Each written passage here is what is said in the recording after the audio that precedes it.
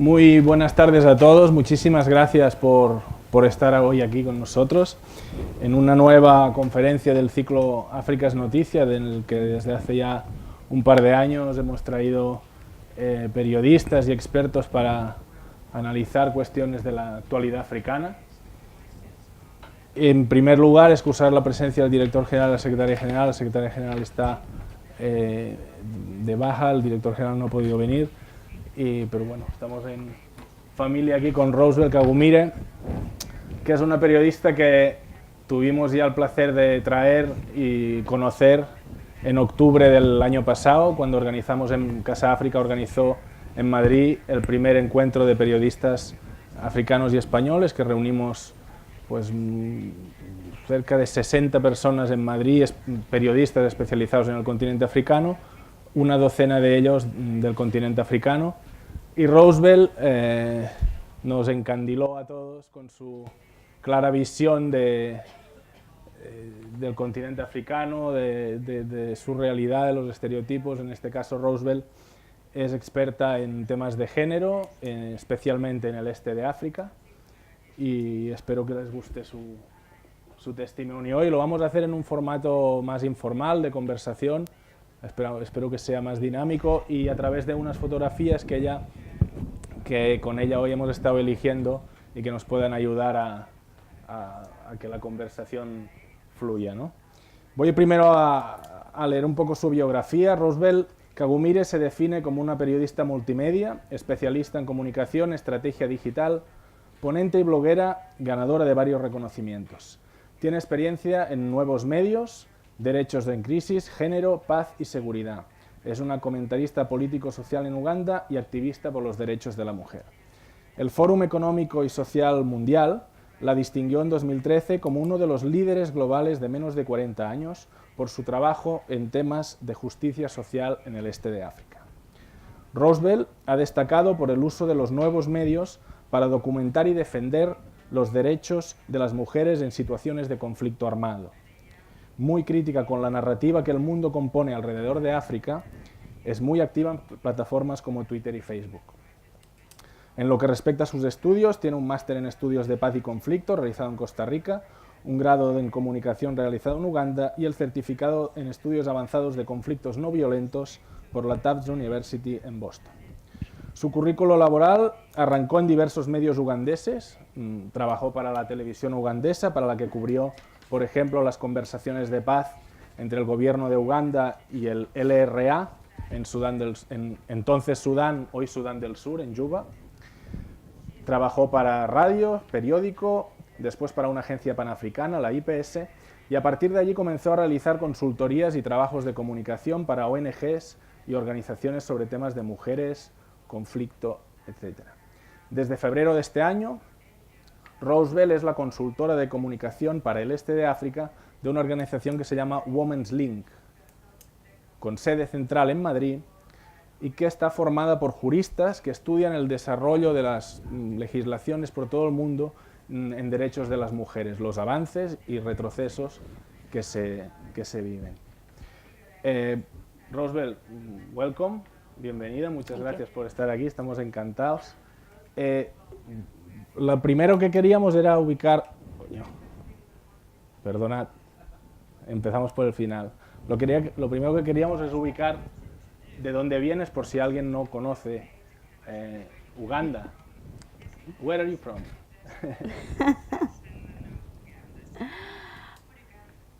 Well, I'm from Uganda and somewhere towards the Congo border, to the southwest of the country. That's where I grew up from. Yeah. ¿Y cómo está Uganda? Fine, thank you. Yeah, it is good. We have a few issues here and there, but we also have some good changes happening, but also some uncertainties. Which ones? ¿Cuáles? I mean, I'm 34 years old, so I have, like majority of Ugandans, I have not seen any other president. We have seen only one president. And our country has never really had any peaceful transfer of power from one leader to another since independence, we just celebrated 55 years of independence in October. Muy bien. Vamos a la segunda. La presidenta, hasta ahora presidenta de Liberia, ya casi saliente, aún Liberia está afrontando un proceso de elecciones generales a punto de llegarse a la segunda ronda. Esto nos sirve para introducir el tema de la participación política de la mujer en África. Se da la circunstancia de que la participación femenina en los parlamentos africanos supera al de muchos países desarrollados. Está el caso de Ruanda, por ejemplo, donde el 68,3% de mujeres, el Parlamento tiene un 68,3% de mujeres, que está en el número 1 mundial de presencia femenina en los parlamentos. Senegal y Sudáfrica, por ejemplo, están en el top 10. Se da la circunstancia de que hay 15 países africanos mejor posicionados que el Reino Unido o Francia, 24 países mejor posicionados que los Estados Unidos y hasta 42 países africanos mejor posicionados que Japón, cosa que no es un dato malo. You can say that. Definitely I chose that picture because President Salif is leaving power after a decade in power, and she finished her second term and she's living peacefully, and it's very refreshing to see a leader finish their term and not trying to impose themselves on the people. And there have been many challenges. I don't know, you were following issues in Liberia, including the Ebola outbreak, and the country was just barely coming out of the conflict. So I think there were so many odds against her, that so much expectation and so much from the world they put on a spotlight, as she was. There was a lot of expectation from not only her people but from the globe, her being the only female president, and you would find her on high-level events, on high-level panels like on girls' education, and she would be a good advocate. But her presence really teaches us that to create change on the ground, it will not be done just by one woman. That there has to be really consistent inclusion of women at all levels, not just at the presidential level. And you give good examples of countries like Rwanda, where they've also have a president for over, say, 20 years. Mm-hmm. I put them in the same bracket as Uganda because nobody sees a plan for the president to leave. In fact, he presided over recently a constitutional a referendum where everybody in his country agrees that he should rule until, I don't know when, 2030 something. But also he won an election by 99 something percent, and everybody says if you have to win an election by 90+%, then that election is not needed. So why am I giving this background is that often we throw out numbers to kind of measure progress, but progress cannot only be measured in numbers, but actual reality. What are women? What is the space given to women? If you're in Rwanda, if you cannot perfectly talk about the government, if there's no freedom of expression for everybody, definitely that includes women. So when you have a Senate or a parliament of 68-something%, sometimes I feel like some of our governments have mastered the idea of ticking off what the people globally want to see. You know, we have 30-something%. Yes, let's find a way to, and a lot of these situations or countries, you find that women are still just seen, not heard, and it's not change. So you have numbers, but women are just seen there and counted, but what is their opinion? When were the last time they really put up a social change or brought up something? And you find that in most circumstances, that women who are actually would bring the change are blocked from accessing positions of power. So it's like a kind of game where the men in power, give some power to certain women so that they can tick off internationally that they have accessed, that they have, achieved so much. And that is the danger. I'm not saying that there is no achievement, but I'm saying that you have to be mindful of the numbers, that the numbers are not always it's not always the entire picture.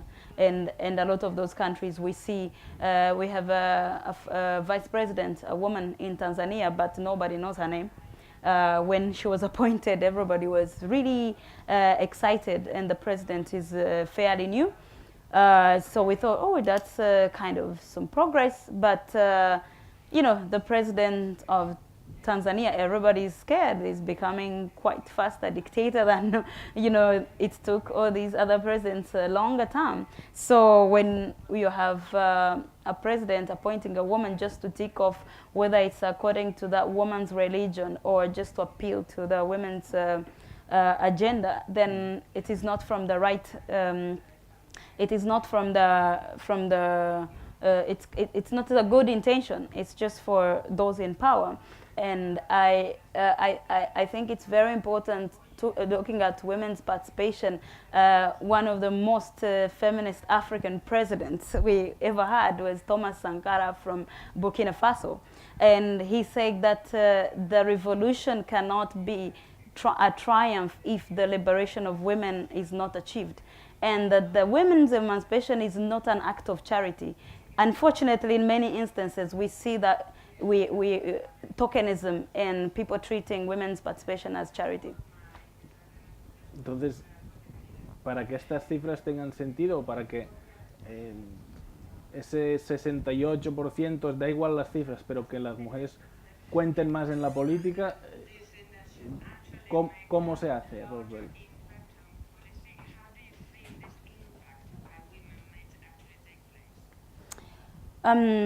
I think there can be really changes that these women can bring, but I'm saying that their changes, the extent to which they can cause change is curtailed because of the very political system they are operating in. Because if it is a one man says it all, if the president says something, you must fall in line or face jail time, then what is the use of having, whether you have 68% men or women, somehow the change on the ground is not really tangible. And the women that are voted don't have enough space to really pursue what they would, the agenda that you would, it's not a free environment. So that's, if it was a free environment, then we would probably see a much bigger impact. But then when you have only a president where there's no freedom of association, freedom of press, I don't think that the women in these countries impacting the more change that we would want to count. Vamos a la siguiente.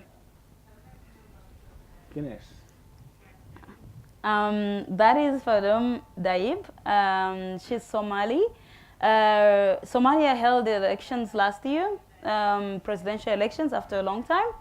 And she was the first woman to offer herself for the highest office in Somalia. That was very, very powerful. And this is a country, if you've been following news the last week, there were really tragic events. Over 300 plus people were killed in several bomb attacks in Mogadishu. But in that strife, in the country trying to overcome over 20 years of strife, we see women coming up, and against all odds, there are so many threats, there are so many challenges, from family to communities, where you have a country where there's still a strong belief in clan system, whether your family tells you don't do something, women being held back, but at the same time you have women like Fadum offering themselves up and going.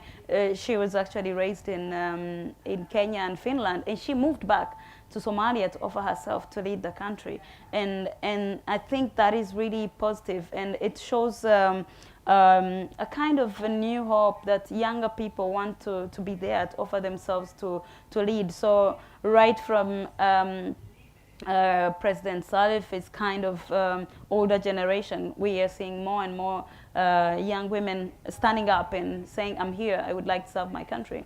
So it's very important. Aquí noticias de Somalia,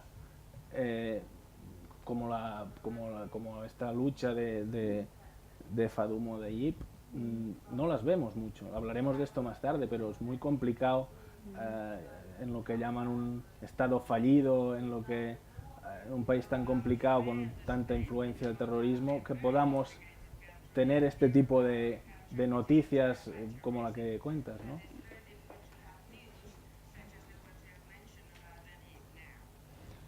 Very much.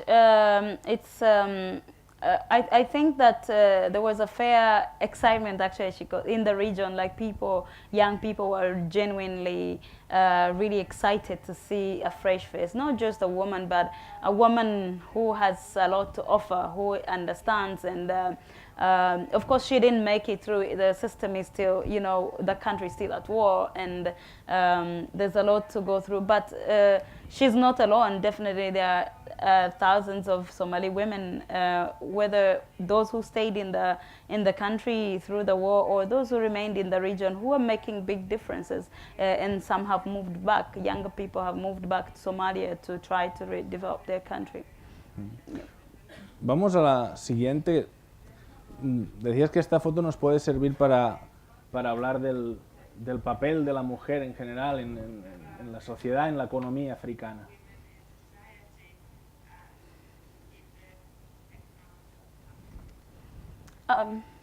Okay. I think for me that photo represents, I think often if you're going to see a story about African women, people in the foreign media, usually they have to look for, that photo, right? That's why maybe I didn't begin with it. Not that it's not the reality, but they have different realities. So it's typical portrait or say, let's talk about Africa, let's talk about these women. But they are talked about in a very not powerful way, right? Not recognizing their means and how they are working in their communities to actually bring something to the table. And those are traders from the western part of Uganda. I chose that because last year, it was early this year, when we had the MasterCard index about women entrepreneurs in the world, and Ugandan women came first in this index, as in the majority of Ugandan women saving or borrowing, trying to start a business. They want to have something of their own, and that is very powerful. They are pushed both by factors that they are not, that they have to cater for a lot in their families, but they also, there's a strong sense of, I want something for myself, I want to go out and make my own money. And often when you see that image, sometimes it's an image of disempowerment image, but actually these are women spending days in the markets, but sending kids to school, starting businesses. One might fail, and tomorrow they begin another one. And I chose that because it was around, I think, 30% of Ugandan women start a business and maintain a business, and they would want, in their challenges of financial inclusion, for example, women don't own land, and land is a very big, not only as an asset, but as security in order to access capital for investment. So while a man can easily go to use their land title to access a loan, for women it's very difficult. And for a long time, the options that have been available for them were high interest loans, which keep them in the cycle of poverty. Even when they get a loan and put it in the business, they don't really break out, because the loans that are there high interest, so they have to pay back that loan. And it's not only farmers, it's women in markets, it's women who have maybe a salary, women like my mom. I saw when I was growing up, I saw my mom trying to access credit. in order to pay school fees for us, because education is not free when I grew up, and even up to now, majority of people have to pay out of their pocket to study from the start to the end. So it's a case of women really putting their all, but then still being left behind by financial systems, not just in Uganda, but global financial systems that that leave that gap, that women don't have the security it requires for them to make their investment. ¿Y está eso cambiando con las nuevas tecnologías? Yeah, so often I come from there. Often, if you don't see the image we just seen, you will see this one about technology and how everything is going to change because of technology and access in Africa, in different African countries. And it's true. A few years ago, I would not be able to maybe work from my village because we didn't have power or we didn't have telephone network, but now there is, and indeed people, for example, in Uganda, I think of around 39 million people, we have around 18, like the 18 subscribers of mobile telephone. And because of mobile telephone, African countries have been able to kind of, it's called leapfrogging, like, jump a certain stage that other countries had to go through in terms of technology. So we are able to access these technologies quite faster than before. But the reality is that the cost of, for example, internet remains extremely high. And I chose that because when you see the gap between men and women in access and usage of technology is really high. Women are more likely not to buy a phone because they have to buy extra, they have to buy food for the family. And the man, it's generally because of cultural, maybe beliefs, but also backed by economic power, that the man would have a mobile phone and he would know what's going on and follow information and be able to advance themselves. So we have those issues, but then we have also young women living in different urban centers who have a certain equal access to technologies, and we have growing movements of women in technology and advocating investing in girls in accessing what we call science subjects, so that women can be more in those areas. When I think like 10 years ago, an IT person in an office was predominantly male, but in Uganda it's interesting, it's starting to change. Even when I worked with women's rights organizations, whenever you wanted an IT assistant, automatically there would be, it was always a man who can, figure out those wires. And even the educated women, they would feel like intimidated by technology. Yet you can actually figure this out. But that is beginning to change, So that picture for me, so it talks about having access, but actually not, that's the image, but there's much more to the technology and how much is it going to change and who is going to be changed. It's about access, and inequalities also underneath remain. ¿Eres por lo tanto optimista sobre el acceso de cada vez más mujeres a través de las nuevas tecnologías? Dices que ves buenas señales en Uganda. Definitely. I think that technology in some ways can bridge gaps, but in other ways it amplifies the gaps already existing. If you do not have access to education, as a woman, we have, in Uganda, you have high dropout rate of girls. From primary school, there are very many there. It's almost equal with boys, but then as you go to secondary school, the girls they fall out of school. So if they're falling out of school, even if you have access, you find that really those who make it and attain higher education will most likely access equal opportunities with men, but a lot of people have not made it in the system, so it's still difficult. Casos positivos que mencionabas. Yeah. Those are two images, one from Zimbabwe and another one from Ethiopia. And in the last few years, they flew all-female crews on their flights to kind of, break this stereotype, the idea that a woman in aviation is maybe the one serving you tea, right? That's the idea, and we've seen a lot of these women breaking out and showing us in the hardest areas like aviation.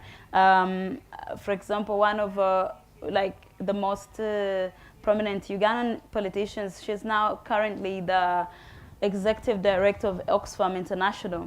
She's an aviation engineer.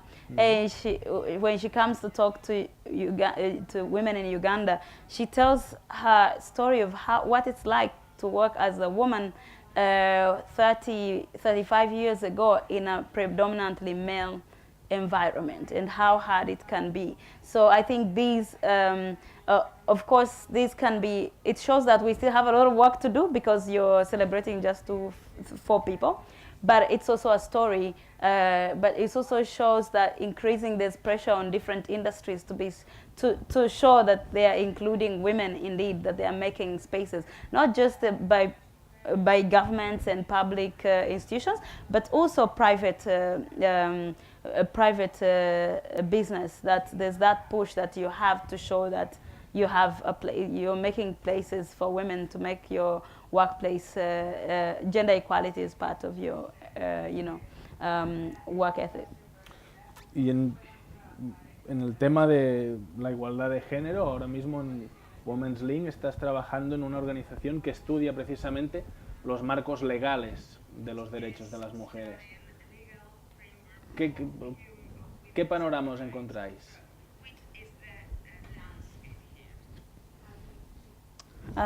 Sorry, it wasn't quite clear. In Women's Link, now that you're working, you're studying the legal frameworks of all these African countries which are leading to women's rights. Which is the landscape you're seeing there? I think we have different categories of rights. For example, we were talking about political participation, and we saw a lot of, in the early 90s, late 90s, people pushing for more women inclusion. And in Uganda, for example, we had a constitution that gave a certain quota of spaces for women. So we have women positions, they are gazetted, men don't run for that position. So in the beginning, it was good to bring more women to the parliament. But then with time, people are questioning the whole idea of the quota system. Like, it means that you're separating women to only concentrate on what you have given them, but not compete on the larger share, because the majority of the seats are still taken by men in that case. So you have policies that were designed maybe 20 years ago, they made sense, but then with time you have to review and say what have we achieved and what are the limitations of this policy that was passed 20 years ago. And we are seeing those kinds of conversations, but we also have in terms of legal framework and other rights beyond political participation, we have issues of economic rights and social cultural rights, and the place of women. In Uganda and Kenya, issues of property rights. We've had laws like on sexual offenses, laws that have been in parliament. They don't get passed because you have a majority men in parliament who would not allow marital rape to be defined in the law. they feel it's an attack on them, and I don't know why, because if you're not a perpetrator in this case, but you still see like a highly patriarchal parliament. So whereas on the political front you could make steps on the social issues, we are still struggling to make certain breakthroughs. And the other laws, for example, are on marriage and divorce. We've had a marriage and divorce law for years in our country, in our parliament. It's not being passed because of clauses on property that women too should access marital property, and also the fact that women are contributing to the family, and how marital property is defined, and everything they would want to water it down, because a man says, I've been working and my wife has been doing nothing, So you say, what, nothing? How can, so they don't count what we call home care work, that unpaid home care work, as work. And more women are getting educated, and they have to juggle between paid work and home care work. So, and still, upon dissolving of a marriage, they do not have rights. So I think we have issues with the social rights, those kinds of rights that specifically for women, and it's a big challenge. Also, we have on the African continent, in 2003 there was what we call the Maputo Protocol, the African Charter on Human and People's Rights, and there was an annex on women's rights.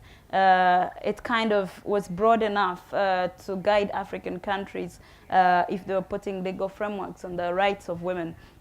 And one of the most contentious aspects in the Maputo Protocol is on abortion and right to choose and contraception. These are some of the most raging debates we are having, not only in my country but in other countries, some countries in Africa.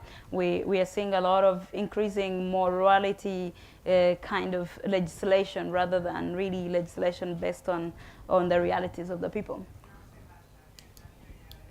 Stella. Yeah, I like that picture. It was taken during a court session. She's an academician, and she has done extensive work in sexuality and queer sexuality in Africa. So she expresses herself. She has quite a big following on Facebook, and she expresses herself in ways that break the taboos of the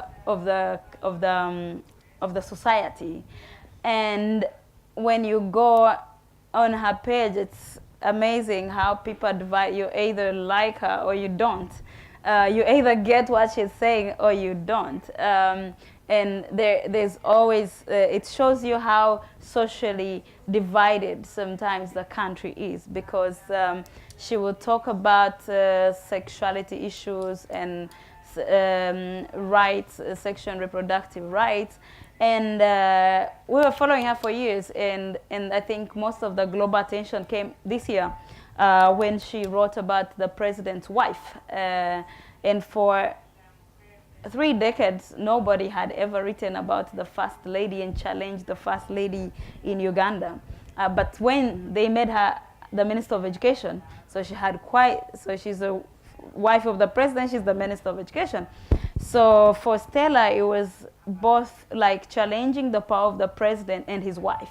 And of course, she was using language that was, that people would not accept that it should be used on the president. In fact, she called the president a pair of buttocks. So that is the least she could call him.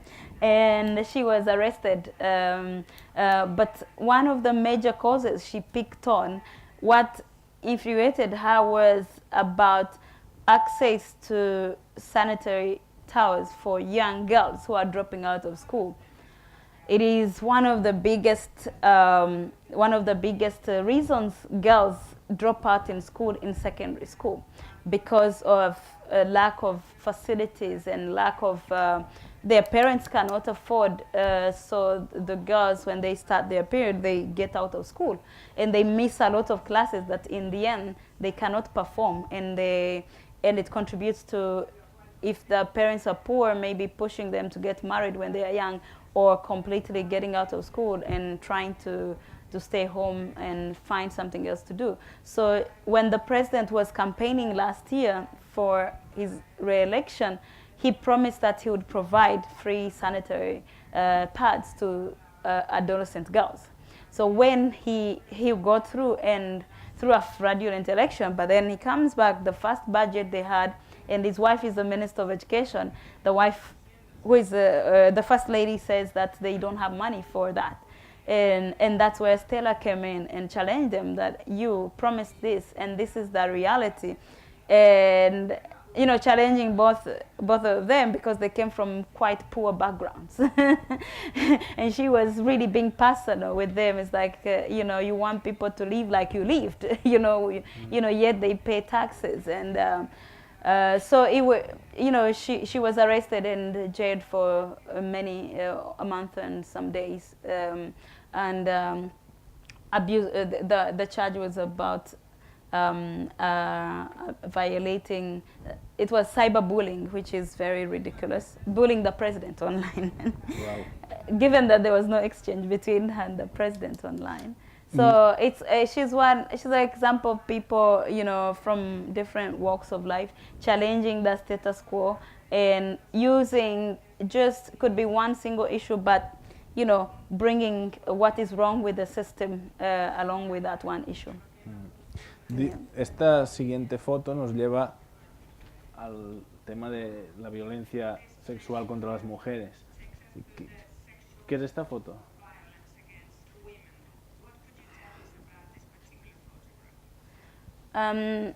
So this photo was taken this year in a slum in Nairobi, in Kibera, and women experience high levels of violence there, both physical and sexual violence.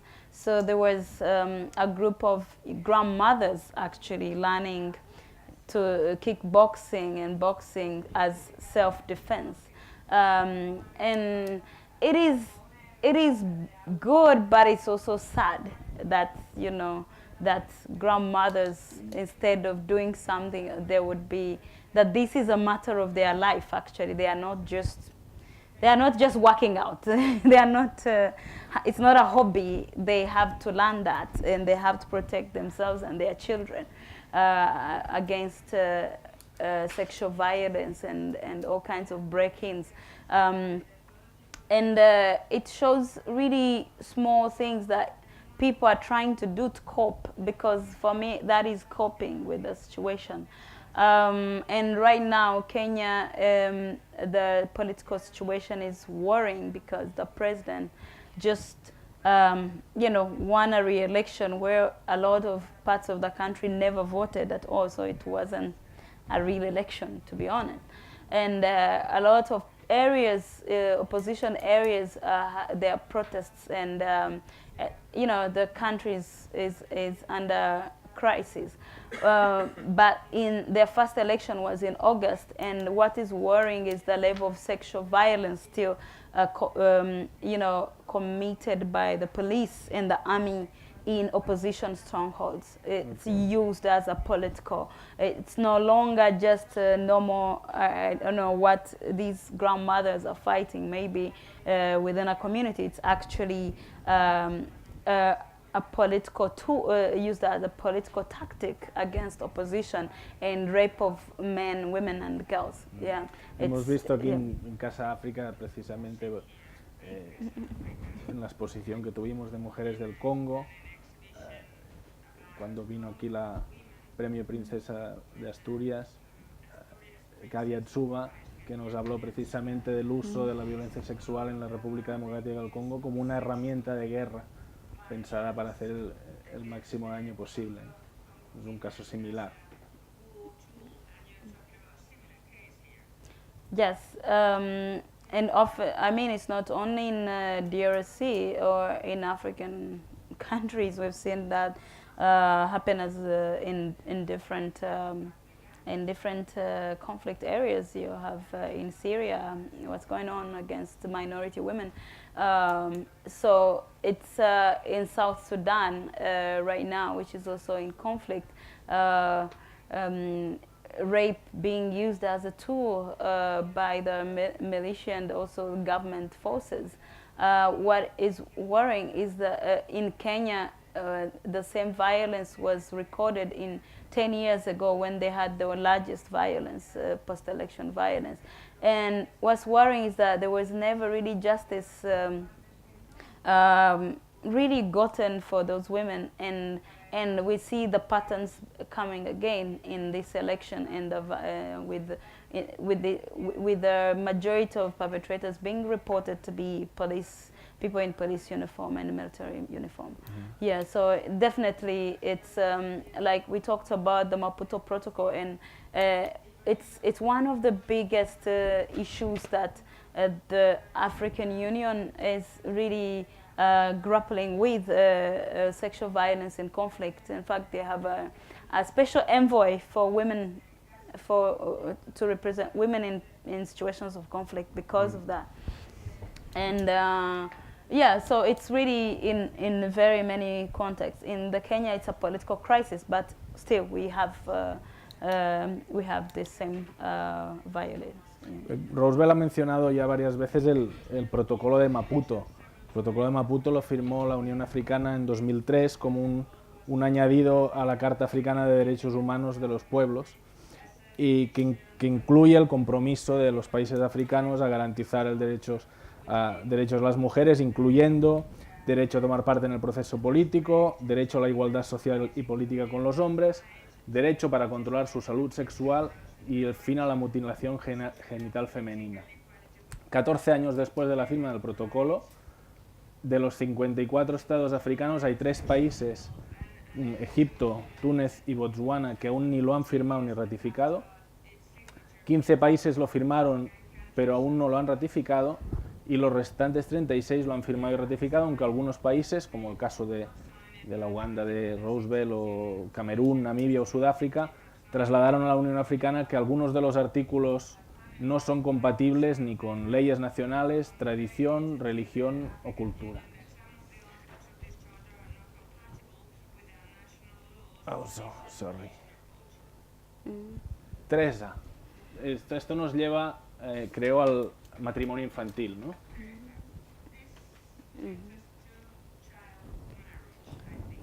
Yeah.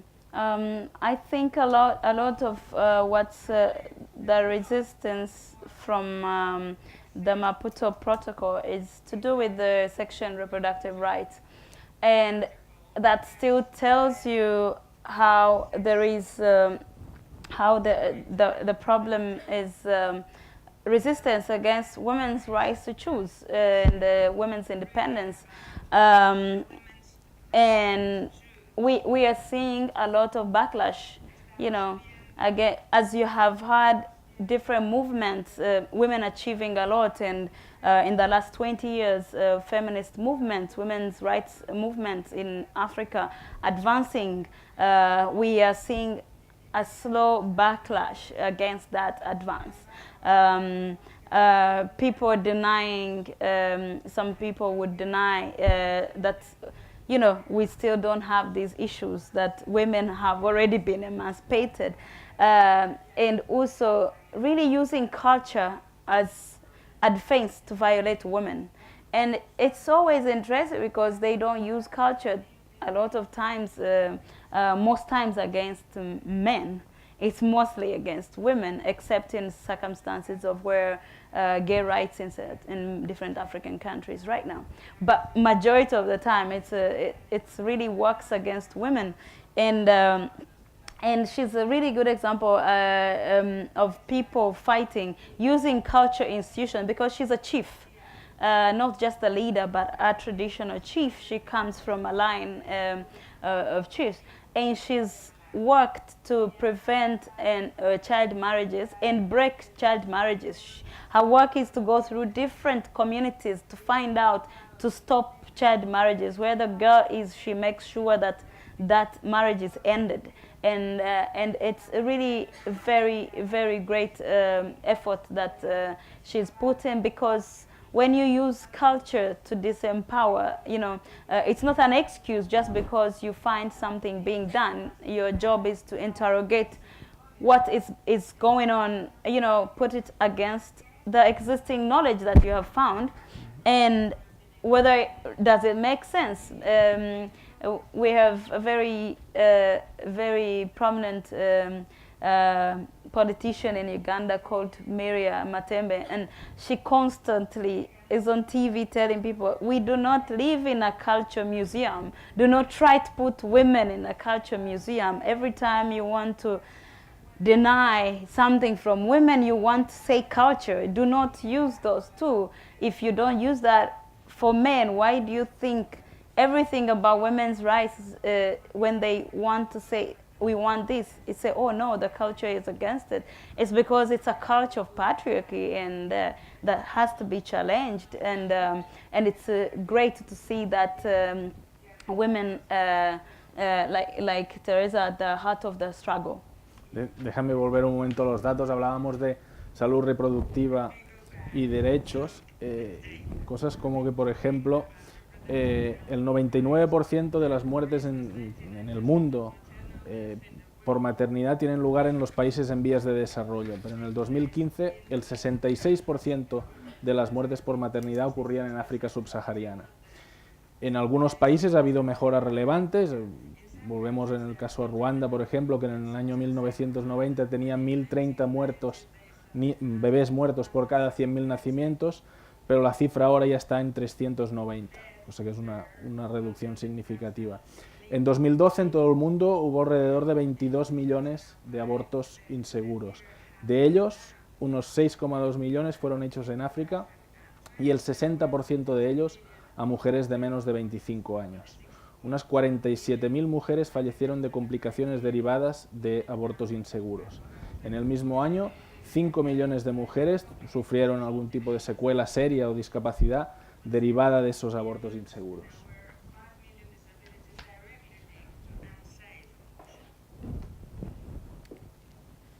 Sorry, again. Yeah, ya pues, estaba comentando los datos, si querías añadir alguna.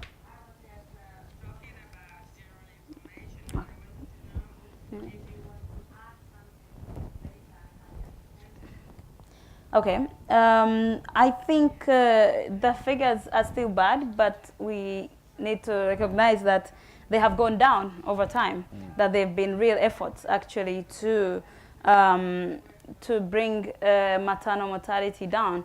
And what remains really the biggest challenge is, at least in what I see in the case of Uganda, is building health systems that are able to really respond to the growing population. Uganda has the lowest average youngest population in the world, first in Niger, followed by Uganda. Average person in Uganda is 15 years old. So, and 78% of the people in Uganda are below the age of 30. So we are talking about a very young country. So when you have systems that have not been brought up to speed with the current reality, then you have a lot of overcrowding in hospitals. But also when we talk about dropout teenage pregnancies, it's one of the biggest contributors to maternal mortality. The lower any girl below the age of 20 has more chance of dying in child labor if they do not, than an adult. So you find most of those cases are teenagers, who are giving birth before they're ready and without any assistance from a health worker. So that is a big problem. And also in a place like, for example, Uganda, I think around 8 to 10% of the maternal mortality is due to abortion, like you say.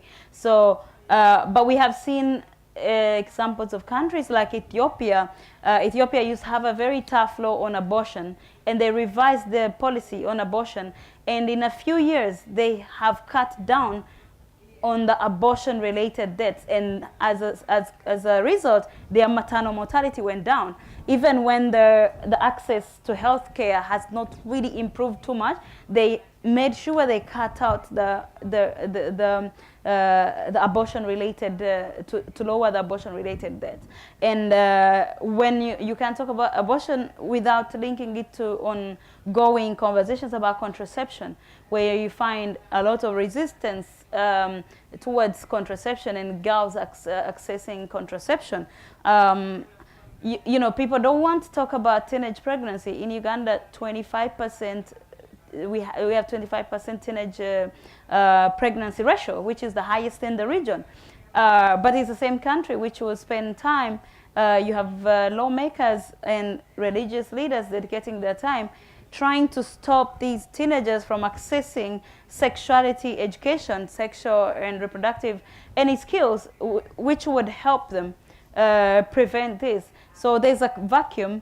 Last year in Uganda, our parliament banned sexuality education of all forms. We've not had even the few groups that were doing education in some schools have been banned until the government wants to come up with a different policy. And we know that policy is trying to be influenced by religious people.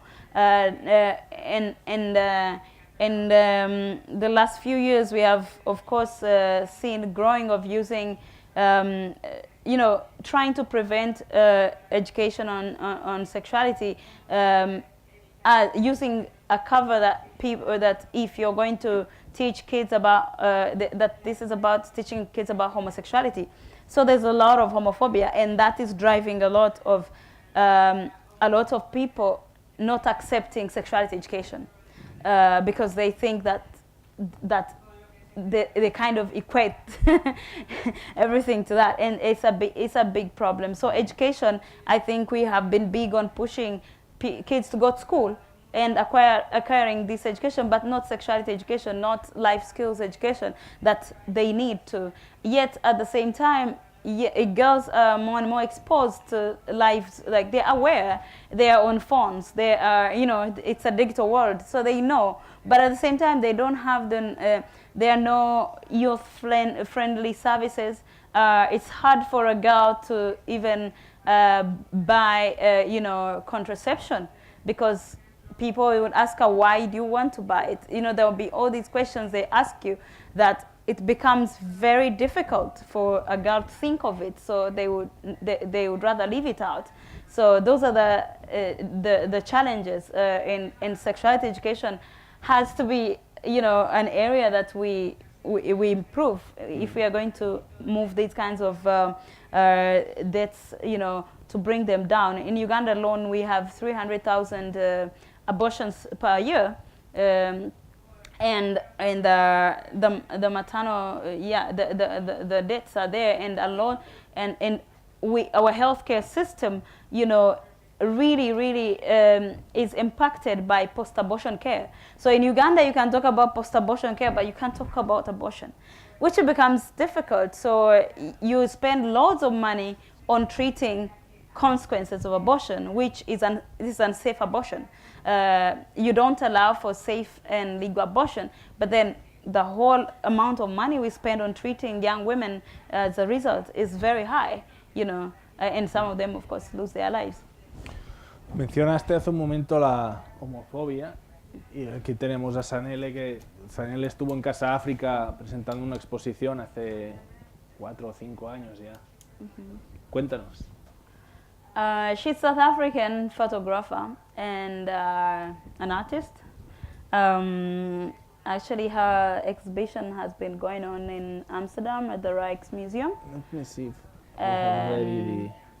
She has been documenting the lives of black lesbians in South Africa who are facing really highest levels of violence. like South Africa, the level of sexual violence even within the rest of the community is very high, and even much worse against lesbians in South Africa. So she's been documenting their lives and, you know, telling their stories, and yeah. Shall we watch the video? Sure. Dura un minuto solo, ¿eh? The work is about Black LGBTI visibility beyond South African borders, for people to get a feel that we are here, we exist, we resist, we persist. It's important to have a tangible history, and now to be showcasing here, making history together with the museum, where people are proud to say, I'm trans and I'm here. They're proud to say, I'm Black and I'm a lesbian, I'm a mother, I'm a soccer player or an athlete, I'm an activist, and whatever comes my way, I will remain.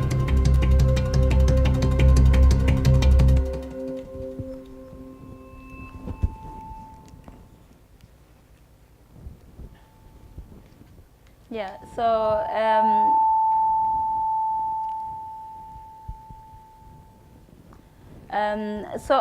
I found her work very important because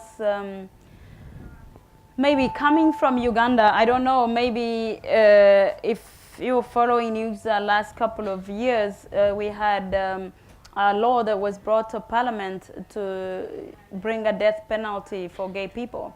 And it was both a local issue but also an international issue, because a lot of people pushing the agenda are not only Ugandan, but you have a lot of American evangelicals that, you know, fund churches, and most of the hate and rhetoric is not even coming from traditional churches. Majority of it from newer churches that have roots, that have backers in America, and they were doing a lot of that. And because the First Lady is very religious, a lot of people are connected. You know, the religious right in Uganda has really access to power. So they were making such laws become a reality in the country, and there was a lot of international pressure. And there's been a lot of people coming into Uganda, of course, as a result, to document lives of gay and lesbian people in Uganda.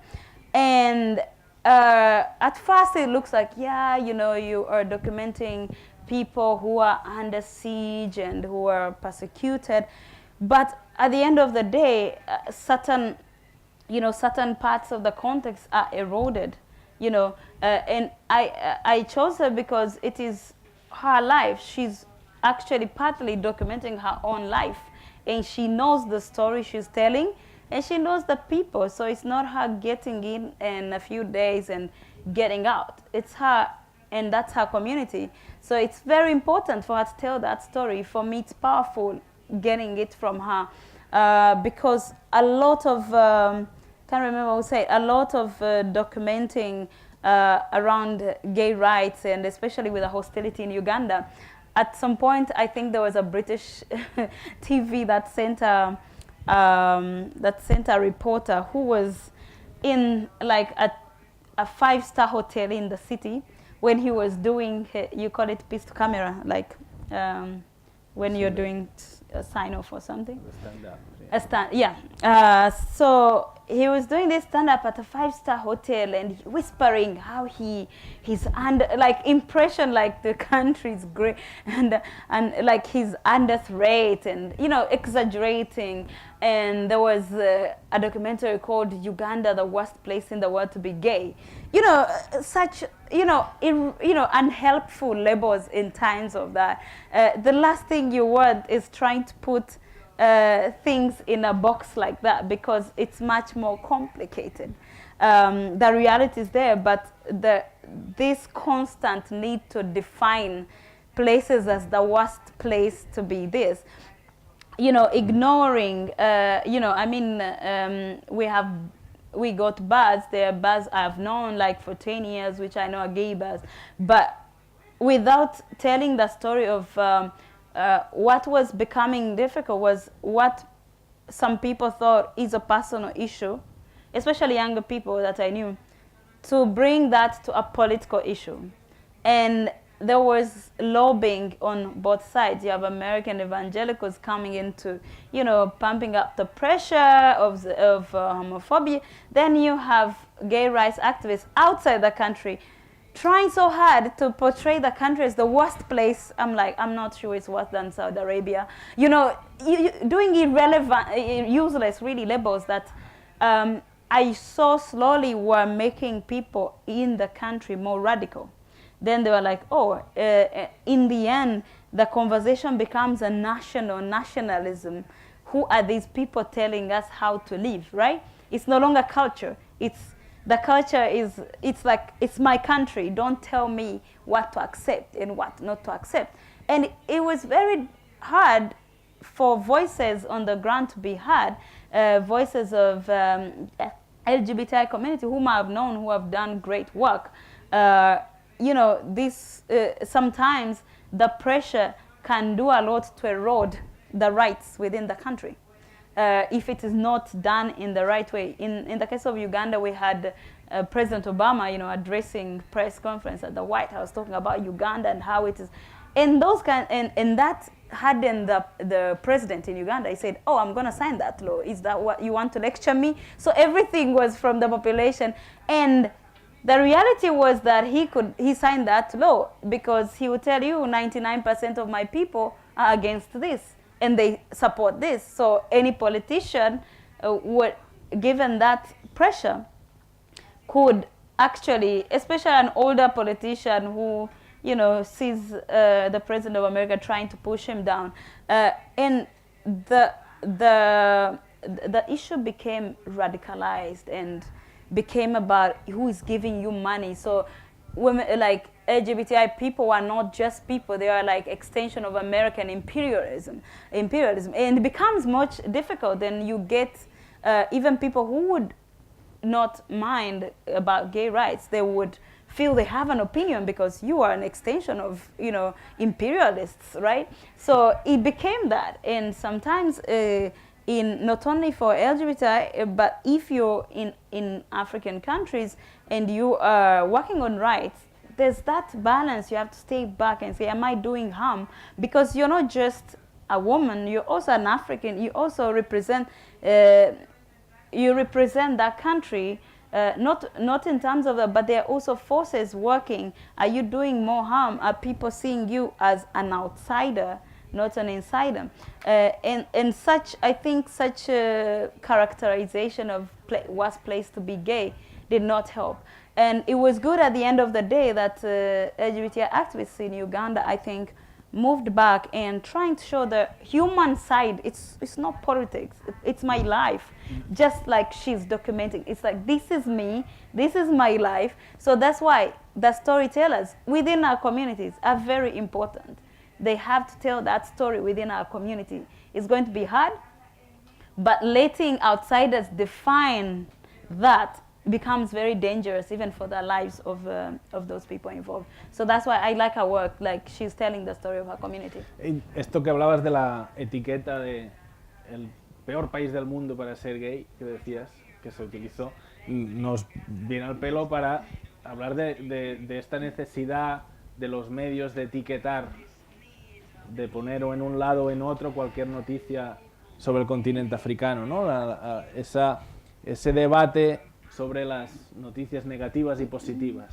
¿Cuál es tu posición ahí? Ya con eso vamos terminando. Si hay alguna pregunta en el público, daremos la palabra.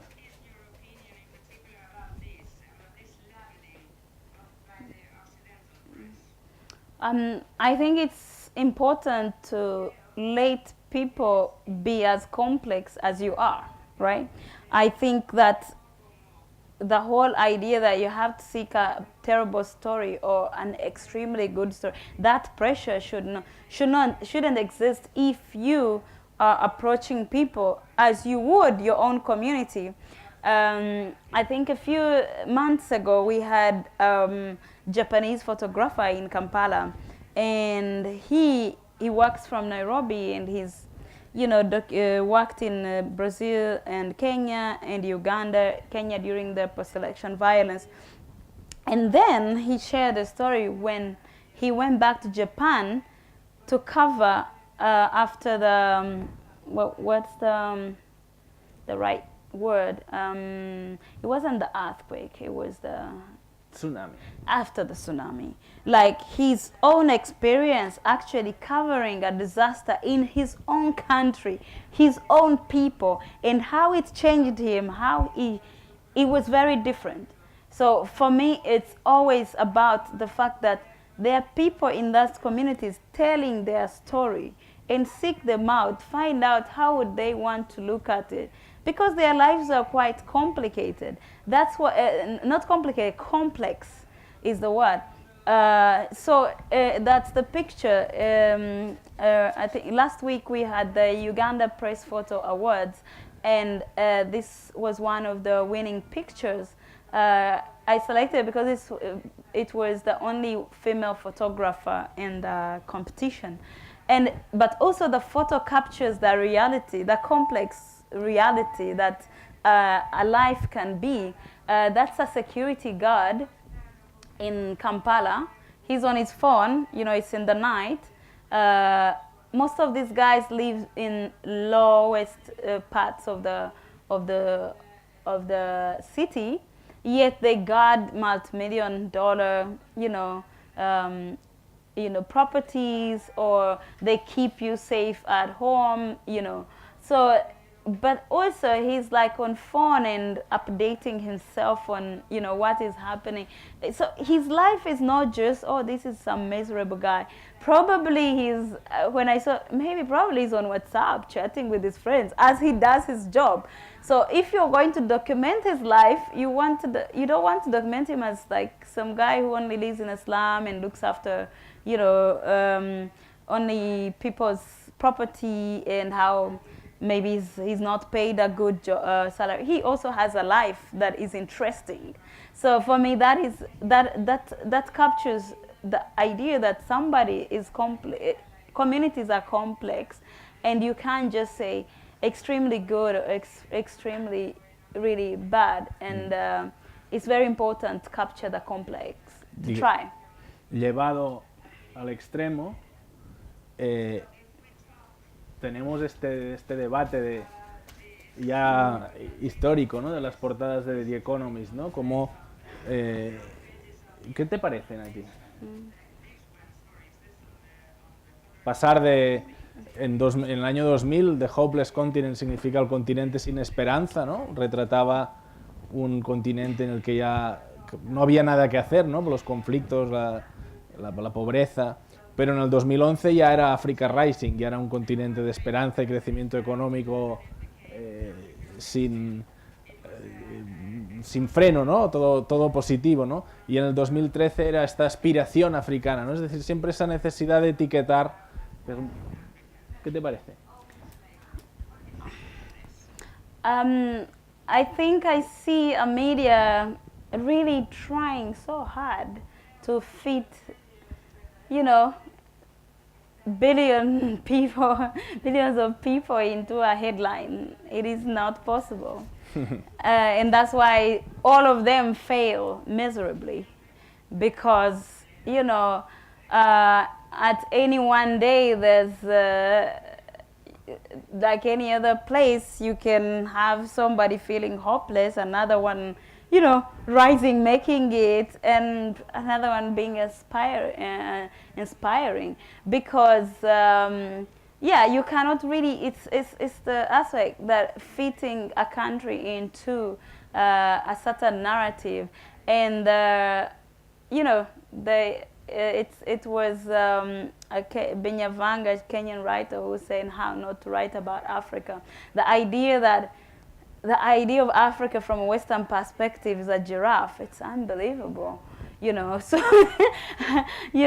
most of Africa doesn't even have giraffes. If you're going to use something on Africa, at least use something that everybody, will, that is equally distributed, right? Using images of giraffes and animals to represent people. I think it is sad that a magazine can do that as recent as 4 years ago. But looking at this, it's over a decade. It captures how difficult media houses have been failing to really capture. I don't know what they're trying to communicate. See that when I see that headline, what do you mean? Because on a given day, even in my, Uganda is one of the most diverse. It's the most diverse, ethnically diverse country in the world, because we are 40 million people with around over 50 tribes. So on a given day, I can meet people from different, backgrounds on the street in my own country. So trying even to capture my own country to give it a headline, it would be very hard to do that without really minimizing. It will be untrue. So that I think the economist has to learn the hard way. The whole what is amazing is that in 2011 you're saying Africa rising. Which Africa? It's very many questions. This is at the time in Uganda we had the mass protests against the president. This is the time Libya is starting to fall. What is rising, right? You can really ask a different question, and that's the tragedy of trying to paint one word for an entire different place. This was a very interesting time, 2011, Egypt, Egypt, Libya, Tunisia, and a couple of movements in the region. Yeah, so I don't know what was rising. Maybe it was some economies. I don't know which economies in that time. But of course, I don't know what was there. But we've had many countries registering positive economic growth, and they are real positives. So, but the pressure to try to say it's either good or bad, it doesn't exist. It's like it's what it is. Some things are extremely good, like in Uganda you have all these struggles, examples I'm giving you, people standing up to power. You also have young people innovating devices that can detect a baby movement, amazing technologies that young people are coming up with. Even when everything is happening around them, they are still innovating. So you can't just say this is just the same brush that you're going to paint everything. So it really fails to capture what is another complex story of different people. Una última pregunta. Entonces, ¿cuál es la receta para los medios occidentales cambiar esa narrativa sobre África? ¿Pasa por colaborar más con los periodistas africanos? ¿Qué hay que hacer?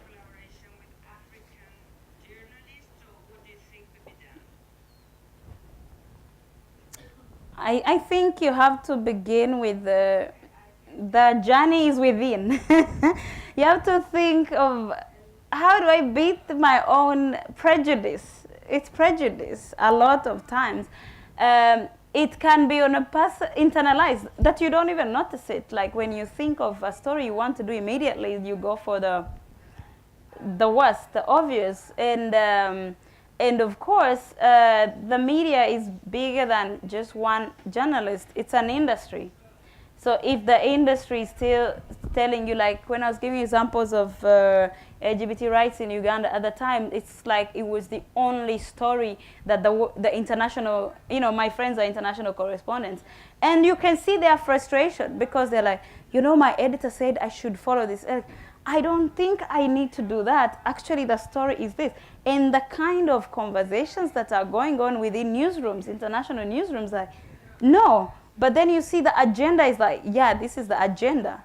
And when you come with a preset agenda on how you want to report about a place, then you'll fit it in that box. Yeah. So you have to beat that system of saying, be willing to listen to people on the ground. Even reporters, some organizations have reporters on the ground. And they still get it wrong because the hierarchy, like at the top, is still, the mindset is not changing. Also part of the reason you see something about rising, aspiring, it has to do with the fact that in 2000 there were not that many Africans online who could take on The Economist and bring it to answer. You know, so somehow Western media were used to their audiences being Western and white audiences, so who would not be able to question even when they see that?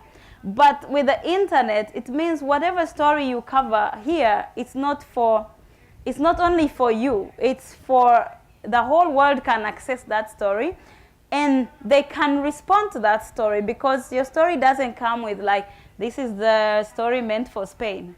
You will never say that. When you write a story and it offends people, people will respond whether they are 6,000 miles away from you. And we have seen in recent times, I think it was, for example, Kenya, when there was like a grenade thrown in the city, and then CNN had a big headline, violence in Kenya. And sometimes you don't realize the impact you have on people's lives when you're careless with words, because you have a country which would rely probably a lot on tourism. If you have that headline, how many people have seen it? By the time you correct it, if it's wrong, I'm not saying shouldn't say whatever is right, but it wasn't the right. So Kenyans, of course, use Twitter to talk to CNN, and CNN apologized them and, you know, had to really review their headlines and cover the story really differently because people are talking back. So the internet is having is bringing in a lot of pressure on Western media to actually to actually get it right, because you might, long ago you would write in the newspaper, it would never go maybe beyond Europe, none of us would see it, you could write anything you needed anyhow, but now it's online and people will see it, whether it's in Spanish. I follow Spanish news and I have to translate, and I know what is going, I know I might lose some stuff, but I will know what the headline is about. So somehow you cannot be as careless as before, and that's a big pressure, you know, to write, having audiences are no longer very well defined. You might think you're writing for these people, but then the people getting the story are very, very different. We have so many examples of that, not only for Kenya, but also in different African countries. There was, I think, early this year, a book that was reviewed by a UK newspaper, and there was this woman who was claiming to have lived in Zambia and taken care of an orphan, and people make satire out of of it, and Amazon had to pull down the book because people came and reviewed it, and I don't think that those editors, even the editors, had to apologize because they carried the book like it wasn't even fact checked. Like even the woman just married one of the is it the Treasury Secretary of America? Yeah, so she's quite famous, but she had a book full of lies, and somehow a newspaper in the UK just, you know, reviewed it and passed it, and there was quite a backlash, and they had to put down the, you know, to change and apologize and do all these things. So those headlines are really, really informed by what is happening and the power of the people to respond, not just your immediate audience, but the people you're writing about. They are like, no, we are here. We are actually here. Don't lie about this. So it's a very interesting. But also, if you're willing to listen to people and not see them as simply as subjects, but actually people with the power to tell you that this is not how it is, then you can find ways to make a better report. And there are many African journalists online you can, you know, double check with, ask what are the interesting stories, and sometimes interesting stories that maybe for outside audiences might not be what a Ugandan newspaper can, carry. And that's okay, but it's more about really contextualizing issues. Yeah. Bueno, Rosebell, yo creo que ya vamos de tiempo un poco pasados. Muchísimas gracias por la charla, ha estado fantástica. Vamos a abrir un turno de preguntas. ¿Alguien quiere hacer alguna pregunta? Los hemos agotado ya. Aquí hay una cosita.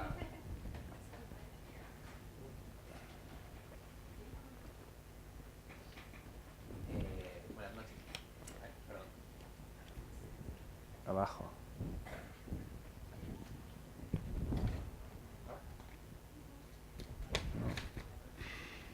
Bueno. ¿Ahora? Sí. Sí. Buenas noches. Sé que pues una pregunta difícil de responder, pero hablando de cuestiones de género, ¿cuál es la situación en general de los jóvenes de Uganda? ¿Cuál es la idea que tienen en general sobre todas estas cuestiones de género que hemos estado tratando durante la charla?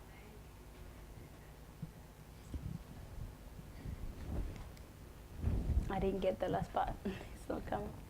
The translation. The question is, which is the view of the Ugandan youth on gender issues that we have been talking about. What is the attitude of the guys there? It's really difficult to say because, like we say, young people are also not homogeneous. So you have young people who have access to education, and young people who do not have it. And I must say, like in many ways, sometimes I'm surprised when I travel in even different African countries, how much difference there is in beliefs, even within my own country, like different society, different communities, because gender is also tied to culture, So where I come from, women, for example, women in my community, it's normal to go out and work without, you're not expected to really be there and not have a job, and people value work, men and women. In some places, a woman to work would sometimes need to really appeal to the male members, like they should be allowed to work. So I think the attitudes really vary, but the difference is that a lot of young, educated women are doing, it is not, I think it's about power, gender issues are about power, and sometimes nobody ever gives a power just like that. So it has to be a challenge. You have to challenge that power. And one of the many ways education has given almost those women that can actually access that education and make it, they have been able to come to the front and challenge that kind of power. And we have different role models, and every day in Uganda you have ministers, female ministers, you have it's not alien to find a woman heading a business. It's not even the hardest businesses, like we have what we call boda boda. Some women do, that is public motorbike, and some women actually venturing into that, and with difficulties. But I think the views really vary, and it depends on really also background, where you're from, which community, what are the beliefs, but also exposure and how much education have you had. But also the more people live in the cities, that women are able, mobility is also a very big thing for women. If a woman is able to live away from their community, then they're able to become an individual and grow themselves, even if they have not had much education. So even when you find, I'm always amazed by women working in markets. They're some of the most really independent women. They're making their money and, you know, they run their homes and they're, you know, so on the outlook, you might not necessarily think of empowerment as that, but usually you find that those are very empowered women. And it's because they have been able to step away from their homes and maybe go into the cities. There's a lot of migration right now from villages to cities, and young people leaving families at an early age. So it means that they also, women have a chance to pursue their own life and become independent. But of course, there are different challenges. Yeah. ¿Alguna pregunta más? Pues muchísimas gracias por haber venido y un aplauso por favor para Rosebell. Okay. Thank you. Gracias.